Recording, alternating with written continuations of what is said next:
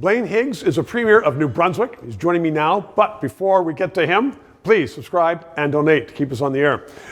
Thank you, Mr. Premier, for joining us. And I want to put the question to you. The Minister of Immigration federally, Mr. Miller, close friend of the Prime Minister, our post-nationalistic Prime Minister, has said very, very recently that country is an open country. And you hear from other politicians that this is turning into a mess. The immigration, the numbers, the qualifications. Is that something that concerns you as one of the leaders of Canada? It sure does. We've all wanted more immigrants. I mean, every company, almost in the province, we're crying for more people and saying, I need more workers. Especially after COVID, we seem to have a real shortage. So that shortage is being filled. So there's jobs in New Brunswick? Oh, yes, there are. A lot more jobs. We are growing. Our population has grown dramatically. We've had a lot of investment. So yes, we've increased, I think, just last month about 12,000 jobs or something like that. I forget the exact number, but it's growing very, very quickly. But there's a need now to get a handle on the skill requirements and ensure that the people coming have a place to go and a place to live and a place to work. Right. And does it also concern you that when the Prime Minister says, we are post-nationalistic, that some people are coming to Canada, they don't have the skills that we need, but also they don't really want to be Canadians. They want to have, if they're coming from a different culture, tribe, whatever, they want to have that in Canada. And I know in cities, some major urban centers is causing a problem. Is that an issue with you? I think it's always been an issue in terms of bringing your nation to our nation. And what we want is this to be everyone's nation at some point, but there have to be some basic fundamentals that we all agree on in order to have a solid foundation.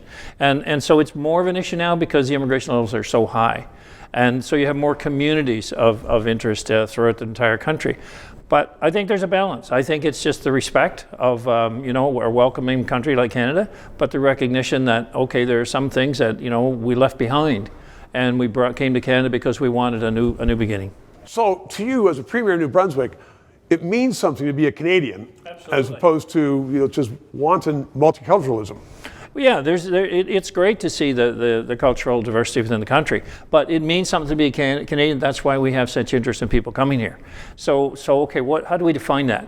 And we define that by our country having standards that we all adhere to when we arrive. And then we have our own beliefs individually and personally, and we bring that from whatever country we come from. But to impose it upon everybody else, it becomes more and more of a challenge. And the more people you have, the more of a challenge it becomes. So I think there is a fundamental requirement here of, okay, what standards do we accept as Canadians, and how do we live by those so we don't have these pockets of division? Pockets of division. I think that's well put, especially for a number of other provinces as well. Mr. Premier, thanks very much. You're very welcome. 3 minutes. This show provides independent analysis of the issues. We are not paid by the government. And as I am finding, so much business in Canada relies upon various governments that they don't want to sponsor or advertise on a show which may become controversial, which talks about liberty, freedoms, sometimes criticizes government. I've had guests on that support the government. But people are saying, you know what? We don't want to bite the hand that feeds us, i.e. government, which is why I hope you'll subscribe and contribute to keep this show on the air.